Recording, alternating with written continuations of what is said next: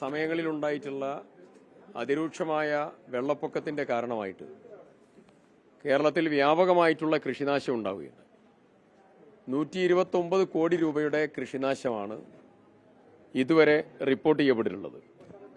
അതിനുവേണ്ടി FIRകൾ രജിസ്റ്റർ ചെയ്ത് field verification പ്രവർത്തനങ്ങളിലേക്ക് കൃഷിവകുപ്പ് കടന്നിട്ടുണ്ട്. ഇതിൽ ഒരു കാര്യം പറയാൻ ആഗ്രഹിക്കുന്നു.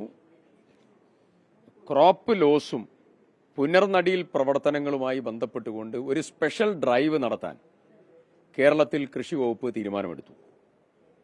അതിൽ പത്തനംതിട്ട, ആലപ്പുഴ, കോട്ടയം ഈ ജില്ലകളിൽ ആവശ്യത്തിന് ജീവനക്കാരില്ലെങ്കിൽ ജീവനക്കാരെ ഉൾപ്പെടെ പ്രൊവൈഡ് ചെയ്യാനുള്ള നടപടികൾ സ്വീകരിക്കും.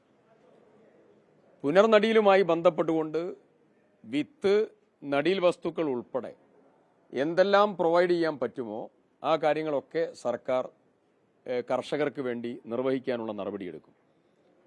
ആലപ്പുഴ ജില്ലയിൽ ബണ്ടുകൾ മടവീണ് ബണ്ടുകൾ തകർന്ന സാഹചര്യമുണ്ട്. തിരുവല്ലയിലും സമാനമായിട്ടുള്ള സാഹചര്യമുണ്ട്, മറ്റ് ചിലയിടങ്ങളിലുണ്ട്. അപ്പോൾ അത്തരം ഇടത്ത് ബണ്ടുകൾ ബലപ്പെടുത്താനുള്ള നടപടികളും ഹൈറ്റ് കൂട്ടാനുള്ള നടപടികൾ ഉൾപ്പെടെ എല്ലാ നടപടികൾക്കും സർക്കാർ നേതൃത്വം കൊടുക്കും.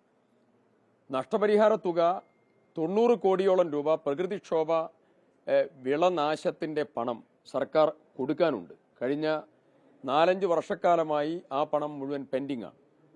ബഹുമാനപ്പെട്ട മുഖ്യമന്ത്രിയോട് പ്രത്യേകം ഈ കാര്യത്തിൽ അഭ്യർത്ഥന നടത്തിയിട്ടുണ്ട്. അത് പരിഗണിച്ചുകൊണ്ടിരിക്കുകയാണ് സർക്കാർ.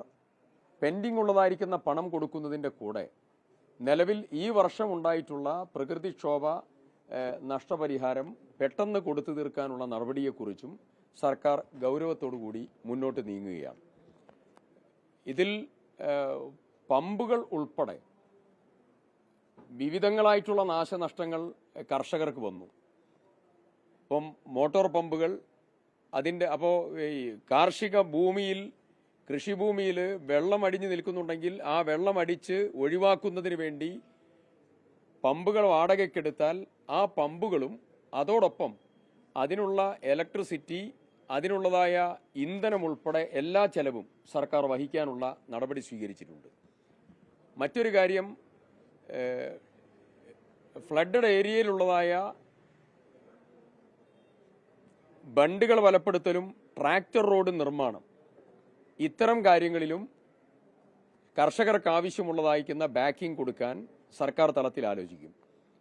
ഇന്നലെ കൃഷിവകുപ്പ് മന്ത്രി എന്ന രീതിയിൽ ഞാനൊരു പ്രത്യേക യോഗം തിരുവനന്തപുരത്ത് വിളിച്ചു ചേർത്തിരുന്നു. ആ യോഗത്തിൽ ബഹുമാനപ്പെട്ട സഹകരണ വകുപ്പ് മന്ത്രിയും കൂടെയുണ്ടായിരുന്നു. അതിൽ ബാങ്കിംഗ് ഉദ്യോഗസ്ഥന്മാരും RBI മുതൽ നബാർഡ് മുതൽ കേരളത്തിലെ ബാങ്കിംഗ് കൺസോർഷ്യത്തിന്റെ പ്രതിനിധികൾ ഉൾപ്പെടെ സഹകരണ ബാങ്ക്, പാക്സ് ഉൾപ്പെടെ കേരള ബാങ്ക് ഉൾപ്പെടെയുള്ള എല്ലാ പ്രതിനിധികളും ഉണ്ടായിരുന്നു. ഡിപ്പാർട്ട്മെന്റ് ഉദ്യോഗസ്ഥന്മാരുണ്ടായിരുന്നു. കർഷകരുടെ നിലവിലുള്ളതായിരിക്കുന്ന കടം ഈ ഫ്ലഡ് വന്ന സാഹചര്യത്തിൽ അവർക്ക് സംരക്ഷണം ഒരുക്കുന്നതിന് വേണ്ടിയിട്ടുള്ള നടപടികൾ സീരിയസ് ആയിട്ട് ആലോചിക്കുകയാണ്. ബഹുമാനപ്പെട്ട മുഖ്യമന്ത്രിയുമായി ഈ കാര്യം വിശദമായി സംസാരിച്ച് അനുബന്ധ നടപടികൾ അതും സ്വീകരിക്കും. വിവിധങ്ങളായിട്ടുള്ള മാർഗങ്ങൾ, കർഷകനെ സംരക്ഷിക്കുന്നതിന് വേണ്ടിയിട്ടുള്ള വിവിധങ്ങളായ മാർഗങ്ങൾ അവലംബിക്കുകയാണ്. ഈ ഫ്ലഡിൽ വെള്ളം കയറി പ്രവർത്തനം നടത്താൻ സാധ്യമല്ലാതിരുന്ന കുട്ടനാട് മേഖലയിലെയും കോട്ടയം, പത്തനംതിട്ട, ആലപ്പുഴ ജില്ലകളിലെ കൃഷിഭവനുകളുണ്ട്. അപ്പോൾ ആ കൃഷിഭവനുകൾ വെള്ളത്തിനടിയിലായതുണ്ട്.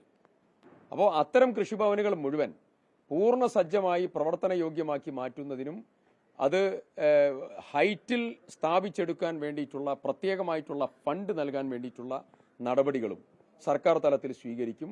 അത് RIDF സ്കീം ഉൾപ്പെടുത്തി അതിനു വേണ്ടതായ നടപടികൾ സർക്കാർ എടുക്കും.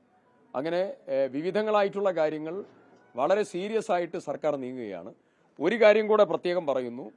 ഫ്ലഡ് വന്നു കഴിഞ്ഞാൽ, മഴ പെയ്തു കഴിഞ്ഞാൽ ആലോചിക്കുന്നതിന് പകരം ജില്ലാ കലക്ടർ ചെയർമാനായി ഒരു സമിതിയെ നിയോഗിക്കാൻ സർക്കാർ ആഗ്രഹിക്കുന്നു. ആ സമിതിയുടെ പ്രവർത്തനം ഡിസംബറിൽ ആരംഭിക്കണം.